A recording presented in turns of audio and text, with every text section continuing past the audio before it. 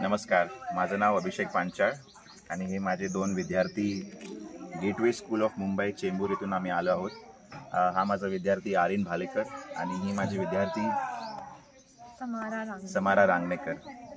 मी गेल्या वर्षी माझ्या कुटुंबासहित पराशरला आलो होतो आणि त्यावेळी आल्यानंतर मला जो सर्वात आधी आवडलेला वैशिष्ट्य या जागेचं म्हणजे जो इन्क्लुझिव्ह एन्व्हायरमेंट मनोज सरांनी आणि त्यांच्या स्टाफने आणि फॅमिलीनी एवढं पर्सनली इन्व्हॉल्व्ह होऊन ही जागा जी बनवली आहे आणि ते आय थिंक कुठेतरी माझ्या मनात घर करून राहिलं. आणि निघताना गेल्या वर्षी मी मनोज सरांना म्हणालो होतो की माझ्या स्टुडंट्सना मला इथे आणायला फार आवडेल, बिकॉज वी सर्व स्टुडंट्स विथ डिसेबिलिटीज आणि त्यांना एका प्रकारचं सेफ एन्व्हायरमेंट लागतं एक्सप्रेस करायसाठी ओपनली. तर एज्युकेशनल सहलीसाठी पराशर हे फार योग्य ठिकाण मला वाटलं आणि त्यासाठी मी आणलं.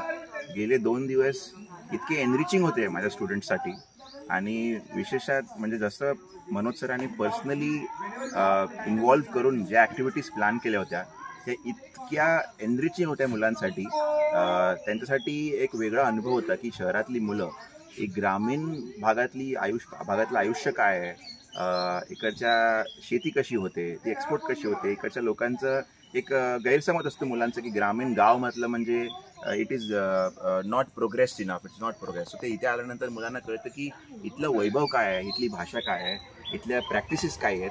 हाच माझा हेतू होता त्यांना पराशरला आणायचा. माझे स्टुडंट्स सांगतील की त्यांचा अनुभव कसा होता.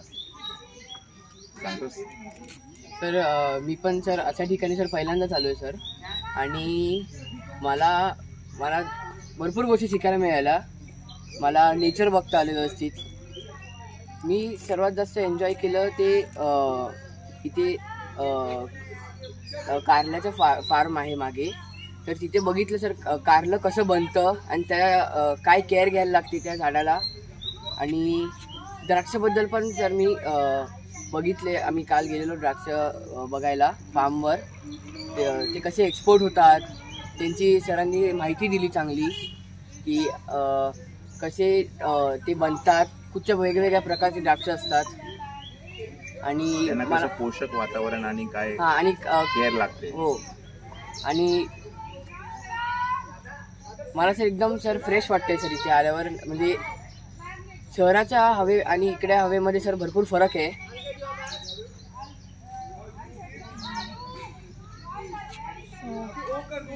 We went for black buck watching on the second day of our trip to Parashar, and what I learned is that we had to be really silent, and this is like the first time we got the golden opportunity to see black bucks at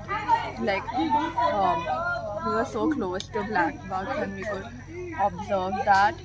And for that we had to wake up really early because that was the time within which the black bucks came out for feeding, and even a tiny noise would scare them off. So that was a new experience for me, and also it was refreshing to be here because it's very different from the city. I also learned how that we have this preconception that villages sometimes are not very developed, but the children at the school spoke really well, and many of them were really talented and hands-on, and so it was a eye-opening experience for me, and I really liked staying at Parashar.